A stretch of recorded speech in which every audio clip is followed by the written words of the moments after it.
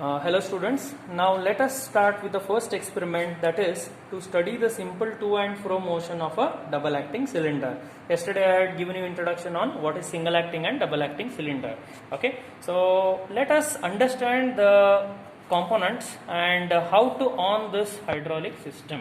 So everything starts from this panel over here. You can see there are few buttons coded with colors, that is green color represents motor on, red color represents motor off, and we have here a big red knob that is called as emergency stop, that is which will cut off the power to the hydraulic system. Okay, to start with the system you have to keep this in the pressed position. Okay, means you have deactivated it, emergency stop. Then we start the entire system by pressing this green button. I will be doing it now.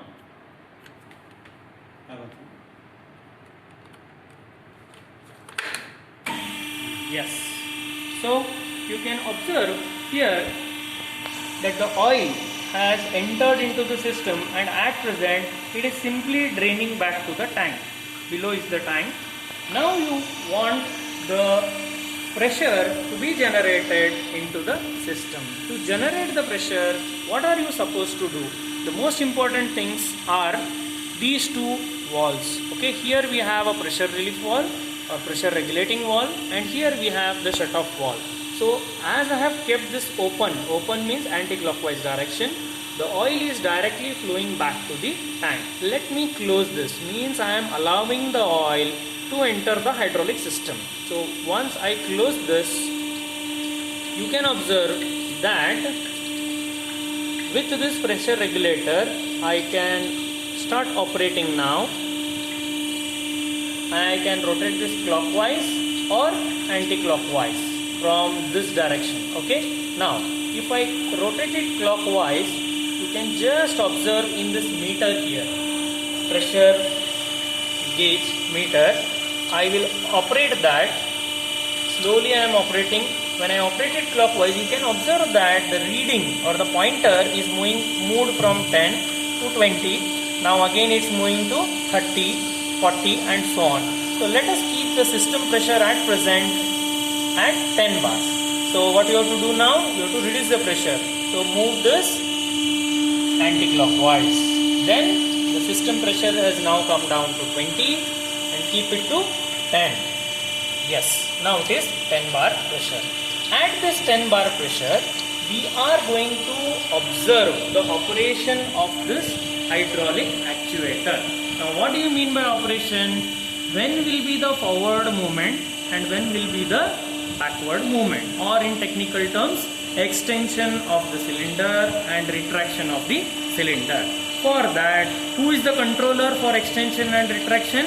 The directional control valve. At present, you can just see, if you see the side view, I can show you, this is called as the neutral position. When this knob is perpendicular to this DCV, it is neutral position. Now I can have two more positions. One is first position and second position. Okay. Now let us see what will happen in the first position. Let me actuate this and check what will happen in the first position. So I will quickly move this and let us take you to that actuator so that you can observe there. Let us observe what is the position now at present.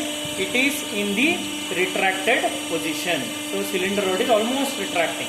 Let me operate this now. I will take this to the left position. Just observe here. The cylinder rod has extended. I will repeat once again so that you can see here. Now see, it is retracting. You can see both the cylinders are retracting continuously. Okay, you can observe this. This is completely retracted. Okay, now again I will extend it. Just observe. One or two times you observe this, then you can understand. So this is extension. Here you can see downward, which is extending. Okay, both are synchronized. So both are extending at a time and retracting. So what is that you are going to study? At what position the cylinder will be locked and at what position it is extended and retracted. So in your tabulation, if you see what you can observe, all of you can open up your manuals and just observe the tabulation column. What all are there in that? pressure bar is there, okay, serial number, pressure bar, then DCV position. There are three positions, position A, position O and position B. So what is position A? Position A is nothing but this.